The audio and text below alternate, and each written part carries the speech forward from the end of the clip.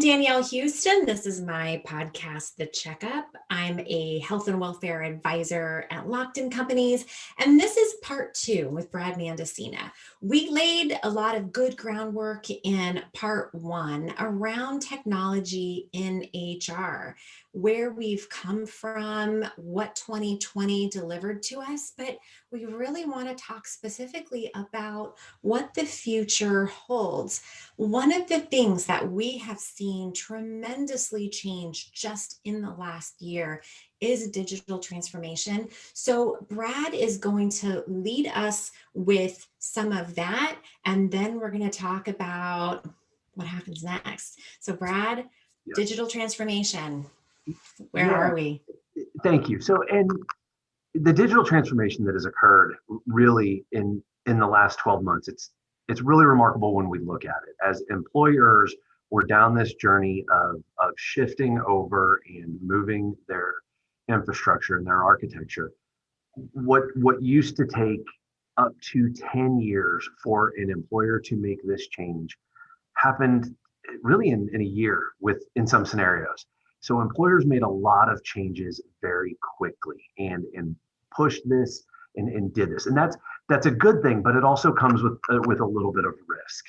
And I read an article not too long ago that stated the average employer is running over 100 different applications.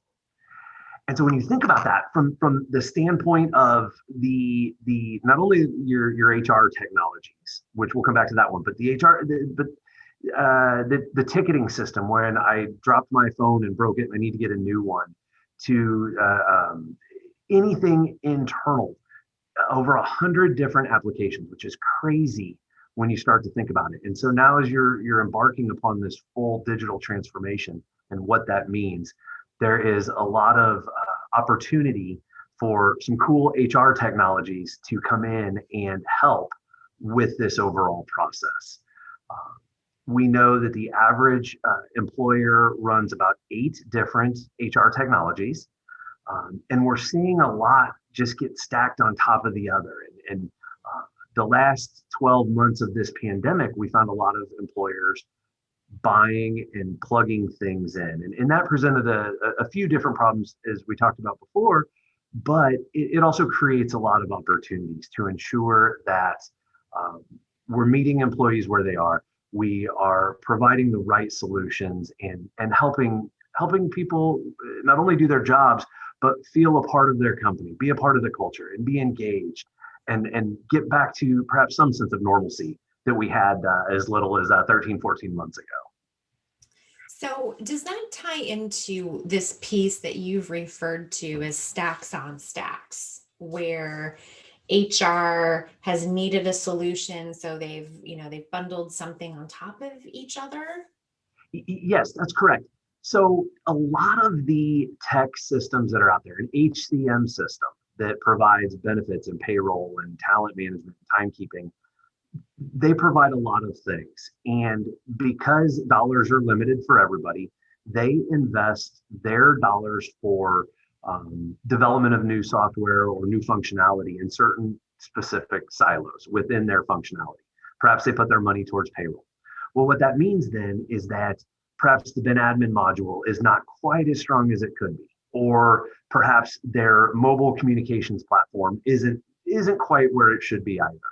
And so what happens then is that these employers are buying different pieces of technology and putting them on and adding them to their overall tech stack, we'll call it. That is both good and bad.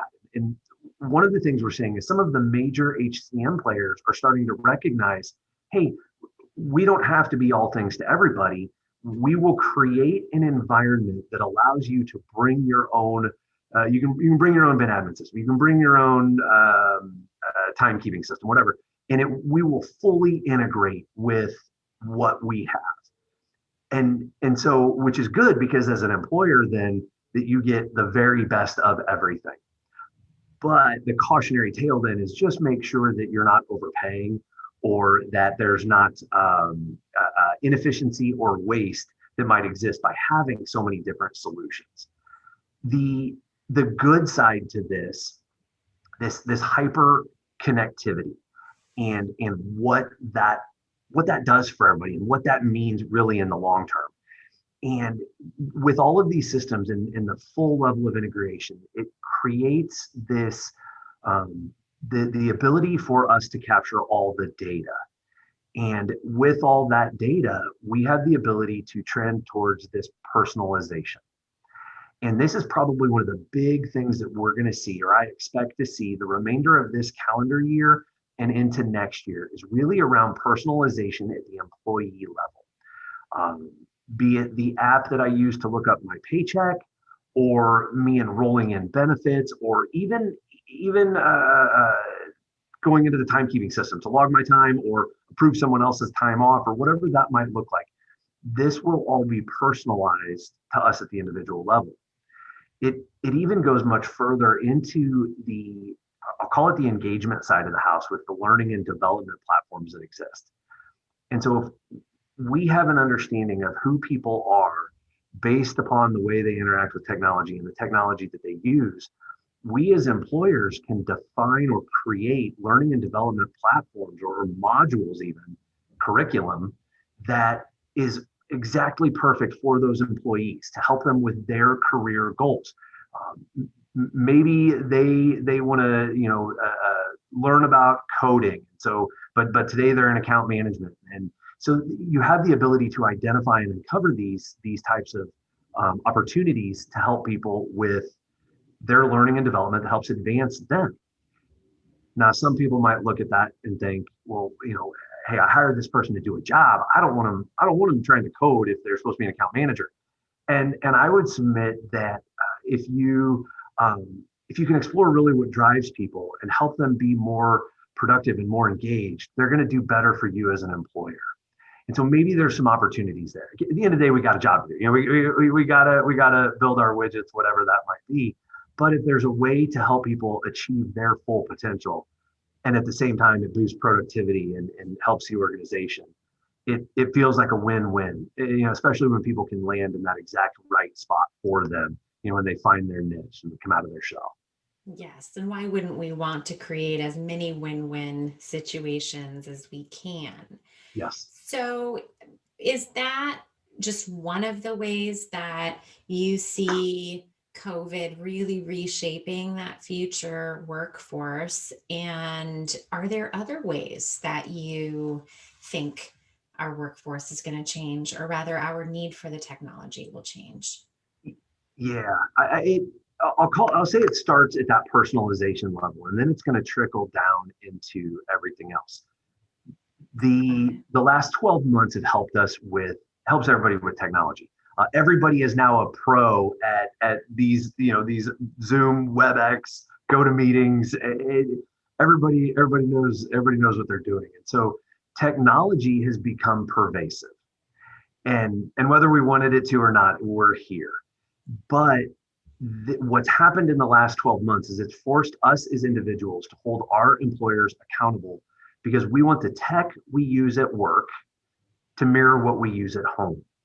And employers see that. And so that's driving the innovation and the development of the space. And a perfect example of this is the technology exists. It existed a few years ago, and it's only getting better now. And it's an example I use often.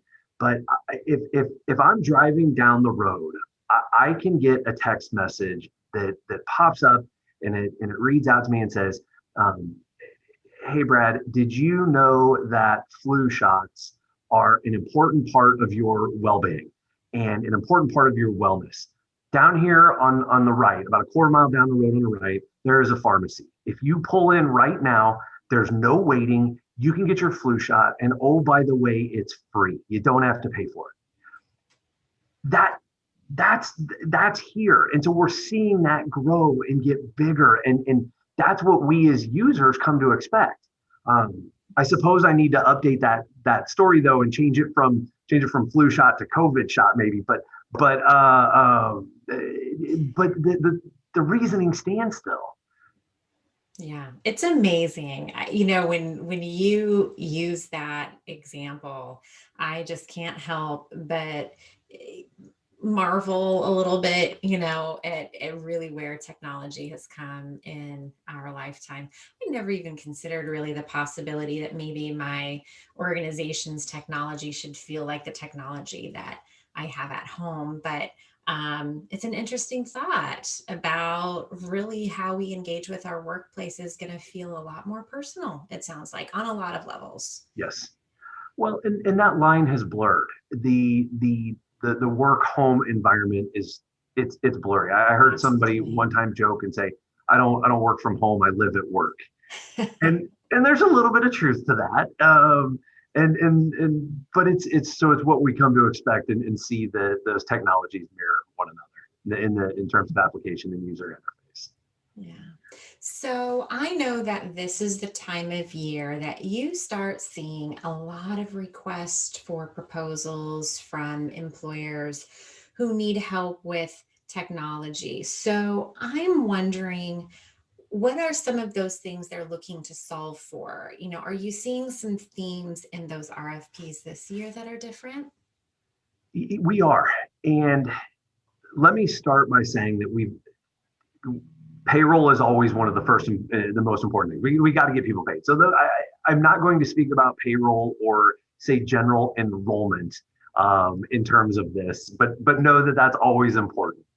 In terms of some of those nuances, though, some of those unique things that we're starting to see is really around the level of engagement and communications with employees, the ability to reach out and connect with employees, be it push notifications or really whatever method of communication that employee wants, meeting them where they are. Do they want it mailed to their home in hard copy? Do they want an email? Do they want a text message? Do they want a text message with 3 or 4 words and a link, or do they want it on a 30-second video on Instagram or Snap or something like that? And I don't think we're too far off from seeing those types of messages. I was actually on a Are call. you on Snapchat? I just need to know now that you've opened the door. I am not, but that's only because my children won't allow me. I tried, but then my girls won't let me. They won't let me do it. Fair enough. I was actually asking them, how do I download it? And I'm calling them over, and they deleted it immediately. So, but all joking aside, but think about when you're scrolling through LinkedIn or any of these social media apps. Everybody now today has this little 10 or 15 or 30-second video, and so it stands to reason that the rest of our corporate or employer applications and technology will mirror that.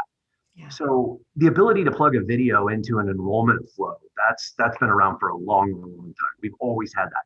I think we're going to see a resurgence of that. Much sharper, more crisp type of videos, 10, 15 seconds. Hey, here's what a critical illness policy is, and here's why you might think about it. That type of direction, I think, is what we're going to start to see more of. We've had some interest in that. Really just the communications. Last year, we were forced to do a lot of the virtual enrollment or enrollment fairs type of approach, where it was remarkable. But a number of these firms have existed for a long time, and largely unknown to me. But it was, I'm not going to call it a cottage industry that popped up, because that's not right. But the ability to have these virtual enrollment fairs or these virtual conferences where you log in on your screen and it looks like you're walking into a conference hall, and you get to choose, do you want to go into hall A or hall B or hall C, and you can pick which one you want to listen to. And so there's a lot of those kinds of things, and it all goes back to that level of engagement, that level of personalization for these employees. And those are really the big things that we're seeing. The other side of it, and this is somewhat hand in hand, but a little bit different as well, is the recognition that not one size fits all. And so while we're creating these things, and I mentioned it a minute ago with communications platforms and sending people the right message the way they want to receive it, but that flexibility that comes with these platforms as well. And that ability either as the employer to dictate or as the employee to decide how I want you to tell me about things. Uh, Maybe it's new benefit offering, or if I'm back in the office, maybe it's Jeans Day on Friday. I get to decide how that comes to me. And so that level of personalization is big as well. Interesting to think about. So let's talk a little bit about the capabilities of our team. You get these RFPs, you're responding, you're obviously doing a lot of work, really hands-on work. So what does that look like? Yeah, so we love it. Our role is that we help our clients with all things HR technology, whether it is finding and implementing something new, or if we are helping them optimize their current setup or even maximize their current spend, we can help. We don't have a single system that we own or sell or recommend to all our clients. We are vendor neutral, which is really nice because it allows us the ability to research all of the solutions that are out there and help employers identify what is going to be right for them. We It arguably makes no difference to us what solution an employer chooses. Uh, Now we'll provide our opinion if we think they might be going down a path that will cause concern later. But we build it around their requirements and what they want, what that employer needs, not only today to solve today's concerns, but also address those strategic benefit and HR initiatives going into the future. You know, for some employers, this is they're getting ready to spend a few $100,000, maybe $1 million on a piece of software. So it's our job to make sure that they get it right, and that's where we help. Whether it's, like I said, selecting the right system and providing guidance around contract negotiations, all the way to helping ensure that the implementation is going smoothly. If perhaps if we're helping configure a benefits enrollment site, or project managing the overall implementation, we really enjoy that and take that seriously to make sure that we get it set up and on time and on budget. That was one of the things I really appreciated in learning how you and your team work, is that, Yeah. the relationship with an employer doesn't have to be that you strip out everything they have today and replace it with, all of the things that we have some arrangement with. The fact that you can help someone assess and maybe fix some of what's wrong with what they have in place and fine tune, I think that's compelling. I mean, how many employers have an HR technology whiz like you on staff? I'm guessing not many. Well, I don't know that I don't. Well, yeah, we probably need to edit that part out. You don't Uh, want me to call you a whiz? no, well, so here's the deal. We have some really smart people on our team. They make me look good. So that's what it is. Um, but with that, yeah, employers need us, and we recognize that, and we recognize that some they've got great teams that do some great work, and we're able to ride alongside of them and provide an independent, outside, unbiased view of their technology. And you're absolutely right. I try to always ask the question up front: is can we fix what's broken? And sometimes the answer is an immediate nope. The ship has sailed. We got to find something new. And other times we are able to resolve the issue. Sometimes it's only a superficial wound, and we're able to get in and help solve that and make things better. With our vendor neutrality, the nice part of that is we get to develop some really good relationships with the majority of the vendors that are out, a lot of the vendors that are out there. And so that when things do go wrong with our client, we have the relationships that we can lean on those vendors and say, hey, we really need some help. Here's what's going on. We think it should be like this, but can you help us? Let's get to it and understand where the problems really lie. Uh, we used to joke that our job at one point in time was somewhere between a technology translator and almost like a marriage counselor. And coming in and being that independent, neutral third party to hear what each side is saying and bring it together to solve those problems without having to rip and replace the entire system. Yes. Well, and one of the things that I love about Lockton is that I can bring people like you to the table for a client, a prospective client that has some issues with technology. If you need that unbiased review, if you need a bit of a technology counselor, we have a team that can come to the table and do that with you and really be part of this overall solution that is so far beyond just what are the benefits that you have today that you're offering. We can help make it all work better. So Brad, thank you for joining me on the checkup today. This is such a great way for you to introduce yourself and the expertise of you and your team to Washington as Washington gets to know Lockton. So I appreciate your time. And my fellow Washingtonians, as we have reminisced over these last two episodes, I just can't help but think how far we've come together and how far we can go together in the days ahead. So take good care. Follow us on YouTube or on iTunes.